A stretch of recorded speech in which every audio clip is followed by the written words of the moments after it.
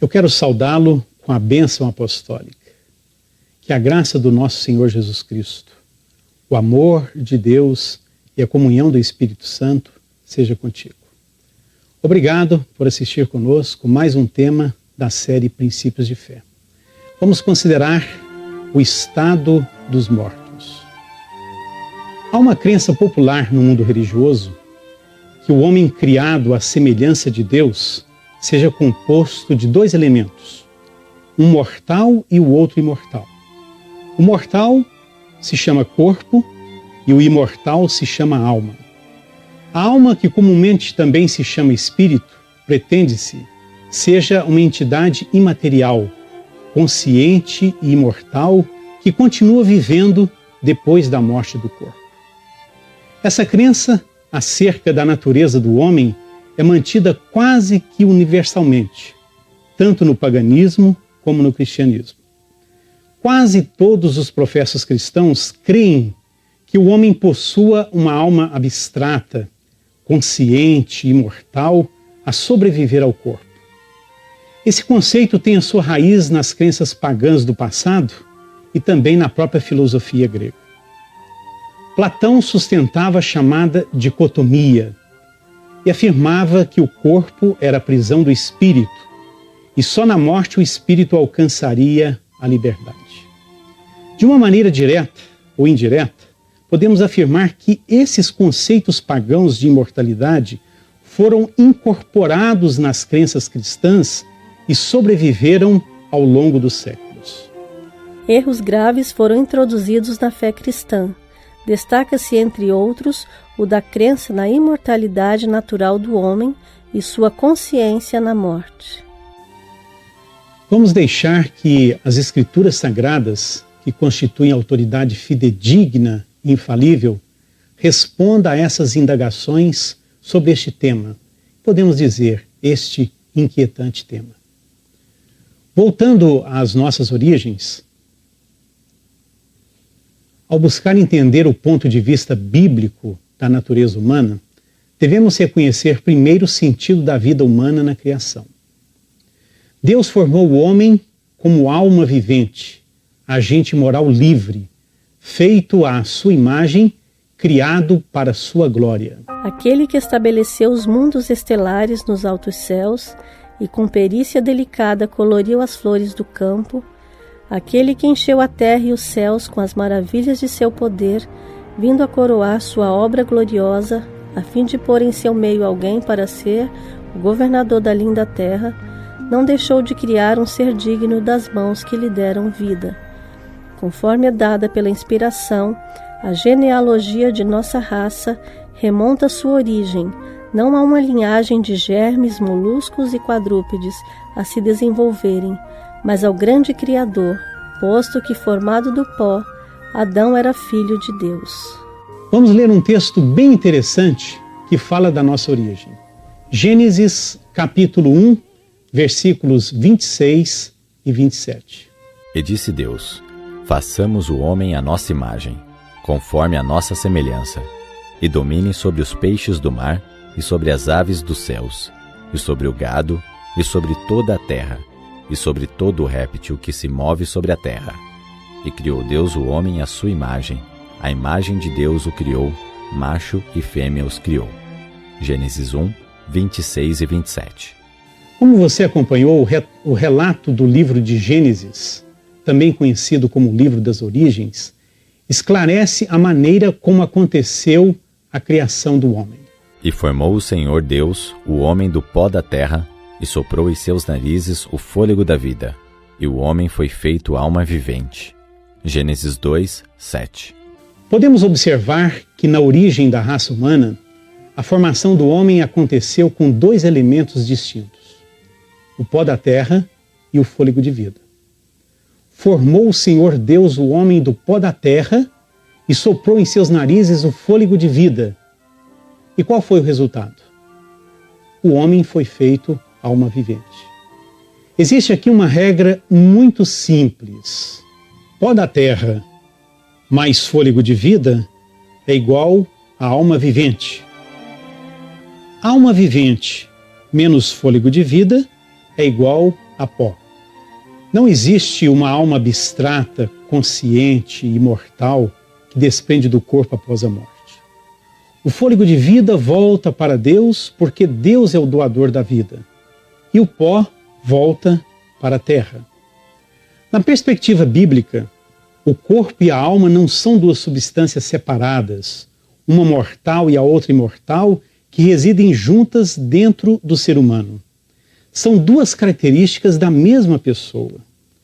A ideia hebraica de personalidade é a de um corpo vital e não a de uma alma encarnada.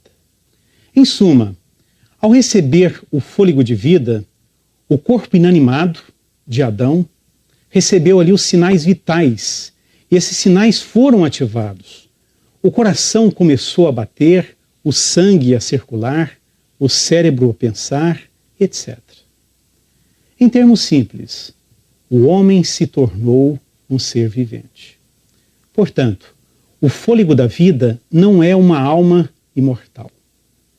Uma das grandes mentiras que o diabo apresentou aos nossos primeiros pais, contradizendo a afirmação divina, está na expressão: certamente não morrereis.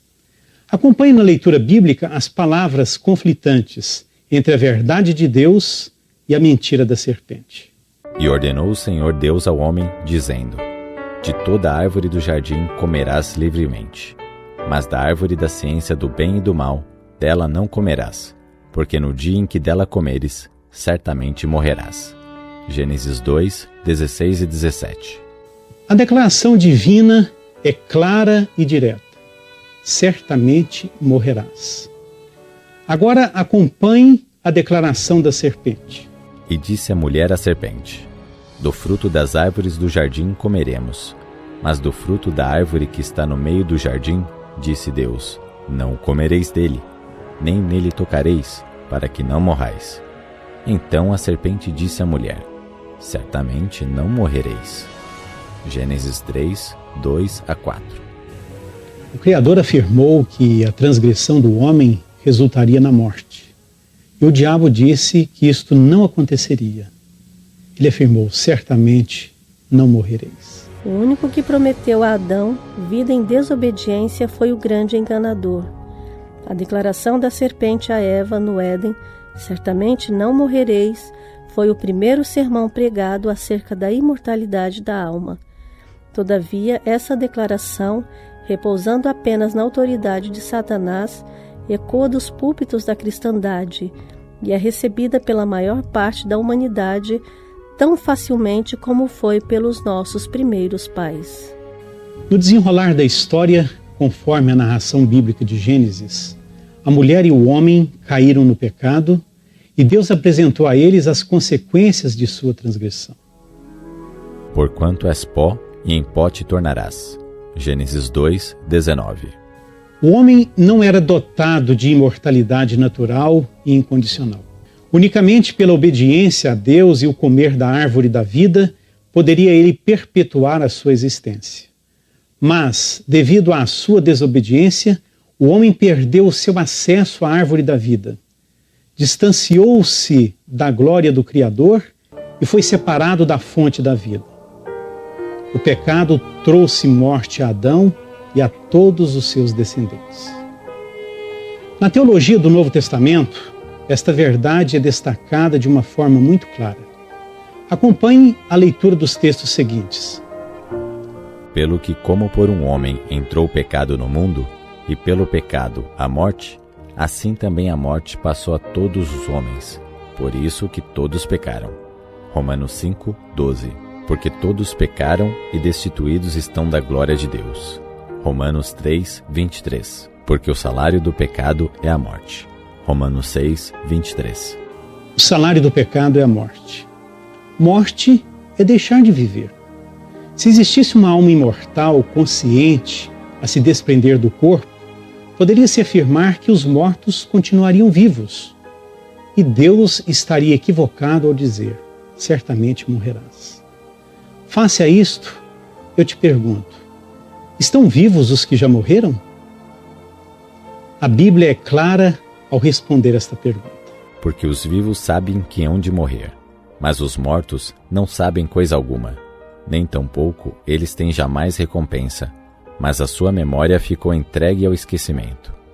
Até o seu amor, o seu ódio e a sua inveja já pereceram debaixo do sol. Eclesiastes 9, 5 e 6. Tudo quanto te vier a mão para fazer, faze-o conforme as tuas forças, porque na sepultura para onde tu vais, não há obra, nem indústria, nem ciência, nem sabedoria alguma. Eclesiastes 9, 10. O servo de Deus, ao morrer, vai para a sepultura e se torna pó. O ímpio também vai para a sepultura e se torna pó. Eles dormem o sono da morte. Ali os maus cessam de perturbar, e ali repousam os cansados. Ali os presos juntamente repousam e não ouvem a voz do exator. Ali está o pequeno e o grande, e o servo fica livre de seu senhor. Jó 3, 17 a 19. Um morre na força da sua plenitude, estando todo quieto e sossegado, e outro morre, ao contrário, na amargura do seu coração, não havendo provado do bem. Juntamente jazem no pó, e os bichos os cobrem. Jó 21, 23, 25 e 26. Tanto os justos como os ímpios aguardam na sepultura o julgamento de Deus. Serão recompensados somente após a ressurreição. Os justos receberão vida eterna e os ímpios a morte eterna. Não existe recompensa antes disso. E como aos homens está ordenado morrerem uma vez, vindo depois disso o juízo. Hebreus 9, 27. E serás bem-aventurado, porque eles não têm com que te recompensar, mas recompensado serás na ressurreição dos justos. Lucas 14, 14. Mesmo diante de textos tão claros sobre o estado do homem na morte, ainda surge a pergunta: mas qual é o significado das expressões bíblicas de alma e espírito? A palavra alma, no original hebraico, é nefesh, e no grego, psique. Uma boa definição podemos pegar de Gesenius. Nefesh, fôlego, o espírito vital, o mesmo que o grego psique e o latim anima, mediante o qual vive o corpo, a saber, o princípio de vida manifestado no fôlego. Dicionário hebraico de Gesenius, artigo nefesh. No texto hebraico do Antigo Testamento e no texto grego do Novo Testamento, a palavra alma é traduzida de muitas maneiras diferentes e agrupadas em várias classes. Por exemplo, é traduzida como criatura, é traduzida também como sangue, pessoas, vida, vida também no plural, etc. É traduzida como sede do apetite físico, é traduzida como a origem das emoções, é traduzida como vontade e ação moral, é traduzida simplesmente por alma, é traduzida por vida, é traduzida também por mente. A palavra espírito, no texto hebraico, é ruá, e no grego, pneuma. Os grandes dicionaristas sustentam que ruá, o substantivo hebraico, se deriva de um verbo que significa expirar pelo nariz com violência e também significa o centro da vida. A palavra espírito, no hebraico, é traduzida de muitas maneiras. No Antigo Testamento ela é traduzida como sopro, vento, espírito, fôlego, Espírito de Deus, sede das emoções. E no grego, a palavra espírito, pneuma, tem o mesmo significado do hebraico ruá e aparece 220 vezes no texto do Novo Testamento. E é traduzida também de muitas maneiras. É traduzida como hálito ou sopro de Deus. É traduzida como alma humana, como intelecto ou consciência. É traduzida como anjos, demônios. E das 220 vezes que ela aparece no Novo Testamento, 90 vezes se refere ao Espírito Santo, a terceira pessoa da divindade. Esses termos hebraicos e gregos são traduzidos por várias palavras com sentidos diferentes aqui nas Escrituras. Vida, criatura vivente, alma, fôlego de vida, Espírito Santo, mas nunca no sentido de uma alma imortal. Não se esqueça, só Deus é imortal. Aquele que tem, ele só, a imortalidade, e habita na luz inacessível, a quem nenhum dos homens viu nem pode ver, ao qual seja honra e poder sempiterno. Amém. 1 Timóteo 6,16. Se o homem ao morrer vai para a sepultura e se torna pó, qual seria a sua esperança de salvação? A salvação seria inacessível ao homem se não fosse a intervenção de Deus.